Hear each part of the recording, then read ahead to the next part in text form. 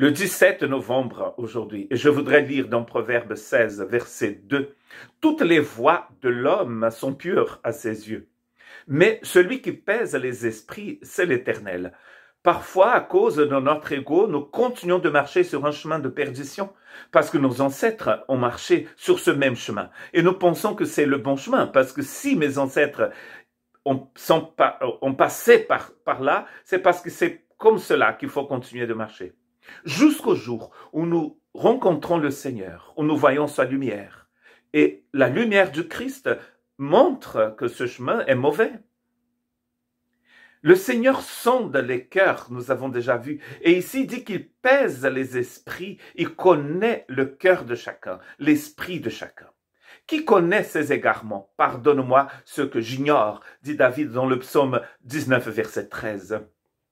Parce que parfois, nous sommes tellement aveugles et stupides que nous ne voyons même pas les erreurs qui sont en nous. Comme si les erreurs devenaient en fait la réalité, devenaient une façon de vivre.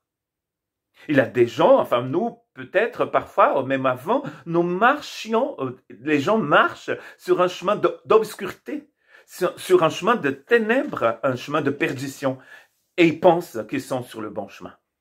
Mais quand ils rencontrent le Christ, quand ils voient sa lumière, sa façon de vivre, sa façon même de respirer, la justice de Dieu, les gens se rendent compte qu'ils sont sur un mauvais chemin. Lisez les évangiles et vous allez voir qu'il y avait des gens qui reconnaissaient en fait qu'ils étaient sur un mauvais chemin, mais ils ne voulaient pas venir au Christ pour recevoir la vie. Mais d'autres, quand ils reconnaissaient qu'ils étaient sur un mauvais chemin, ils se tournaient vers le Christ. Telle voie paraît droite à un homme, mais son issue, c'est la voie de la mort, nous dit Proverbe 16, 25. Ça nous paraît tellement joyeux, magnifique, jubilatoire. Mais la fin, c'est la mort. La mort, c'est la séparation d'avec Dieu. Il n'y a rien de pire que la deuxième mort décrite dans l'Apocalypse. Une totale et éternelle séparation de la vie éternelle. Nous devons nous tourner vers le Seigneur aujourd'hui. Il a un message qui apparaît partout dans le Nouveau Testament, mais dont l'idée est aussi présente dans l'Ancien Testament. Repentez-vous, faites un demi-tour, changez de direction et marchez avec Jésus.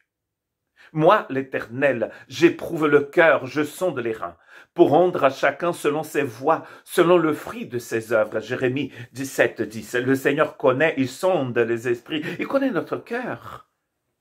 Et nous allons toujours recevoir selon nos œuvres, selon notre façon de marcher. Mais nous avons pour nous une puissance immense, la révélation que Dieu nous a donnée en Christ Jésus, car la parole de Dieu est vivante et efficace, plus tranchante qu'une épée quelconque à deux tranchants, pénétrante jusqu'à partager âme et esprit, jointure et moelle. Elle juge les sentiments et les pensées du cœur. Nulle créature n'est cachée devant lui, mais tout est nu et découvert aux yeux de celui à qui nous devons rendre compte. Hébreux 4, 12 à 13. Tout est nu. Il dévoile tout par sa parole puissante et pénètre notre esprit. Mais n'oublions pas, Dieu est un Dieu d'amour. S'il fait cela, s'il sonde notre cœur, s'il nous montre ce que nous avons dans notre cœur, parce qu'il nous aime. Il veut que nous changions de vie et que nous marchions avec lui. Marcher dans la lumière, c'est la meilleure chose qu'un homme et une femme pourraient faire. Marcher avec Jésus. Que Dieu vous bénisse, qu'il protège votre âme, qu'il remplisse votre cœur de sa vie éternelle.